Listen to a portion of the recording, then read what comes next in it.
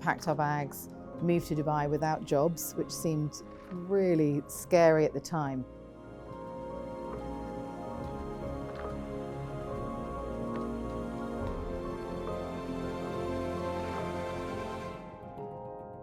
My husband and I came on holiday here in 2009, and I fell in love with the energy of the place.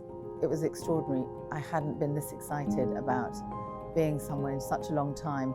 And as we were leaving to go back to the UK, checking out of the hotel, I popped into the lobby shop.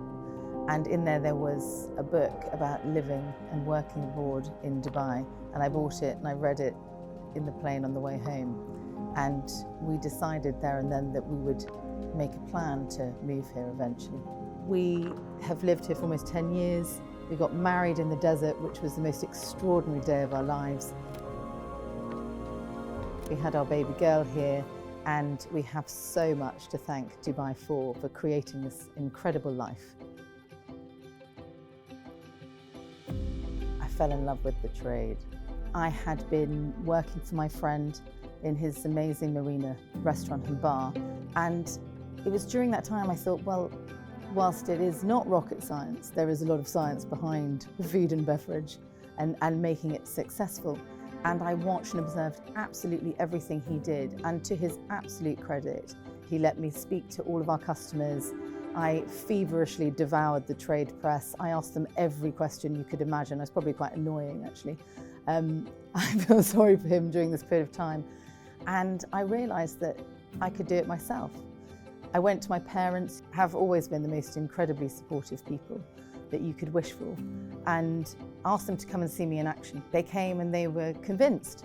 So I then put together a business plan, and my sister and I opened a sharing concept in the early noughties and ran it successfully for many years. As a true restaurant operator on the shop floor, especially if it's your own shop, brings a resourcefulness that is probably the most transferable skill in any profession or industry.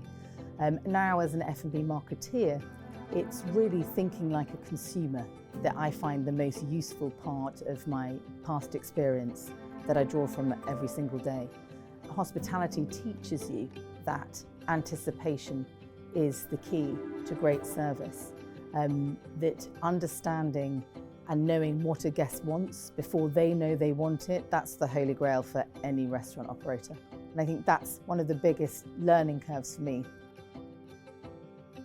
The great thing is that it provides a context of understanding. I understand what it takes for our operators, our colleagues on the floor, to put that food on a plate. It's hard, and my job is now to try and support that. I, like many people, have had some pivotal moments in life and in my career that I have to thank for shaping where I am today. Like so many kids, I was bullied at school, so I had to really learn self-confidence, and I have my parents to thank for that, and my friends. When it comes to sustainability, I'm delighted to say that there's been a huge rise in eco-conscious consumerism in recent years, so that ultimately those people and companies who are not mindful of the impact they have on the environment will ultimately pay the price long term as consumers vote with their feet. It was on my second stint with Jumeirah that my obsession with sustainability best practice kind of was ignited. And as an F&B company, we are inherently reliant on the natural world for our produce. So I kind of think, don't bite the hand that feeds you. We have an incredible platform to affect behavioural change, meaningful behavioural change, and in my mind, a moral obligation to do so as a force for good. And I'm so proud of all the things that our amazing company has done so far and all the plans afoot to really make our impact as positive on our communities and on our planet as possible. We have more recently looked at house filtering water, and we've recently launched a delivery fleet of electric bikes for the Noodle House, which is really exciting. So zero carbon delivery is something we're hugely proud of. I often get asked by people, what's your favourite restaurant in Dubai? And it's a really hard thing to answer because we have so much choice. I think that's one of, as an F&B marketeer, that's one of the problems I battle on a daily basis, right? So Pai Tai, where we're sat right now, is truly authentic, an amazing temple of culinary excellence for Thailand. Kaito at Jumeirah Al Naseem, my goodness, if you haven't tried it, then you're mad, you should.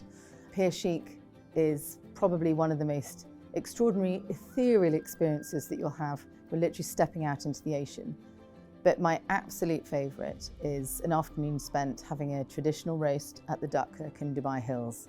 Not least because the team and I created the concept together, but because it really feels like the green grass of home.